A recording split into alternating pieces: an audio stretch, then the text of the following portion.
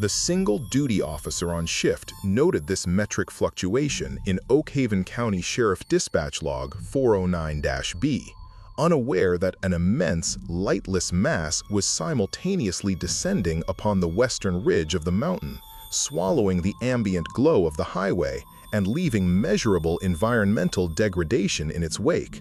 It was absolute. We are not dealing with a faulty thermostat or a sudden meteorological frost. I am looking at the faded carbon copy of this dispatch sheet right now.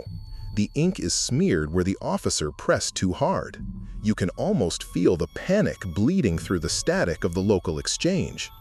14 distinct civilian calls flooded the board between 3:17 and 3:28 a.m., all originating from isolated properties along the timberline. The callers did not report an intruder nor a storm, but rather a profound, suffocating weight pressing against their rooflines, an obscure anomaly that severed radio transmissions and drowned the woods in a pitch-black silence. The dispatch sheet loses all coherent entries shortly after the hour, overwhelmed by the sheer volume of dead air. But the physical residue of this event did not remain suspended in the atmosphere. By 4:22 a.m., the focus shifted sharply from the invisible sky above the ridge to the stark, damp concrete floor of the Henderson residence. Deputy Hayes was the first to navigate the winding ascent to the highest elevation of the ridge, pulling his cruiser up the gravel drive of 142 Mill Road at exactly 4:38 a.m. The squad car heater was blasting on maximum, blowing dry warmth against his uniform. Yet, stepping out onto the damp grass, Hayes noted a distinctly metallic scent hanging in the freezing air, heavily reminiscent of an overtaxed electrical grid moments before a total blackout. The surrounding woods were utterly devoid of wind. It was silent. The front door of the residence stood wide open, framing an undisturbed, unlit hallway. Moving cautiously into the kitchen, the flashlight beam illuminated a scene not of forced entry, but of abrupt, absolute interruption. On the linoleum counter sat a half-peeled Macintosh apple, the exposed fruit already turned dark brown and soft from the icy drafts cutting through the vacant house. Beside the abandoned paring knife rested a ceramic mug of Sanka coffee. The dark liquid inside was completely undisturbed, yet still radiating a faint, lukewarm vapor into the bitter temperature of the room. A resident had been standing in that exact spot, engaged in the quiet routine of a late-night snack when the unseen mass descended upon the roofline. They simply vanished. But it was not the abandoned kitchen that compelled Hayes to retreat to his radio and demand immediate state backup. Sweeping his heavy flashlight across the thick glass panes of the living room windows, he realized the beam was not piercing through the glass to the yard outside. The exterior of the window was completely smothered. A fine soot-like graphite powder clung to every outside pane, forming an opaque, microscopic layer of dark ash that actively absorbed the light. Let me slide these preliminary forensic Polaroids out from the bottom of the folder. Looking closely at the chemical emulsion of these photographs, the residue becomes deeply unsettling. It becomes terribly clear that the dense graphite coating the glass was merely a superficial brush against the architecture of the house.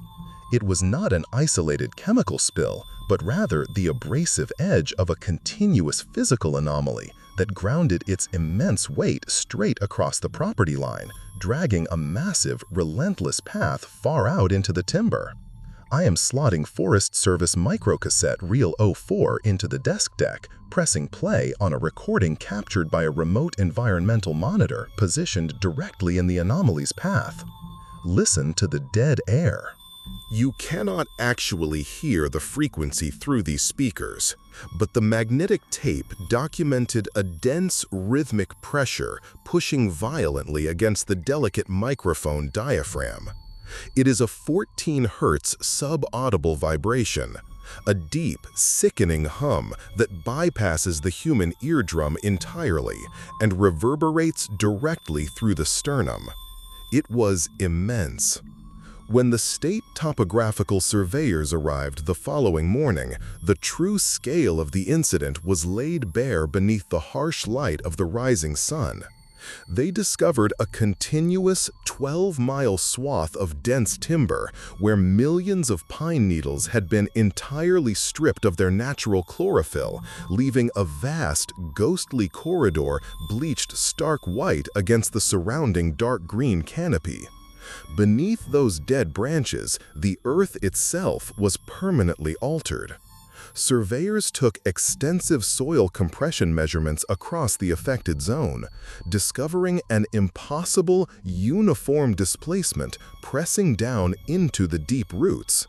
The frozen dirt had been crushed downward exactly 4 inches along a razor-straight path, charting the exact trajectory of a descending force that utterly defied both mundane meteorological explanation and local superstition. The lightless mass remains completely unidentified, definitively documented only by this agonizing 12-mile scar of bleached pines and that lingering 14 Hz residual vibration. I am closing the heavy cardboard cover of the Oakhaven dossier. We label these events as folklore because the human mind requires a boundary between the woods and the dark. But soil compression does not lie. My name is Julian Vance.